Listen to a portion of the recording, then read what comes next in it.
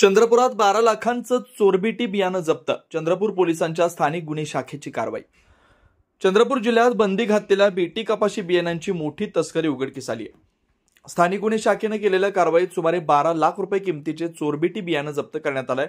2 आरोपींना अटक करण्यात आली. ही कारवाई चंद्रपूर बल्लारपूर मार्गावरील विसापूर परिसरात करण्यात आली. पोलिसांना मिळालेल्या गुप्त माहितीनुसार एक टाटा एस वाहनातून कपाशीच्या बीटी पुष्पा वाहनाची बियाणाची पाकिटं गडचिरोली जिल्ह्यात नेली जात होती. पोलिसांनी संशयित वाहन थांबवून तपासणी केली असता 800 पाकिटं प्रतिबंधित बीटी बियाणाची आढळून आले. या प्रकरणी तात्काळ कारवाई करत वाहनासह बियाणं जप्त करण्यात आले आणि दोघांना अटक करण्यात आली. पुढील तपास सुरू असून प्रतिबंधित बीटी बियाणाचा साठा कुठून आणला गेला आणि कोणत्या भागात विक्री होणार होती याचा शोध घेतला जातोय.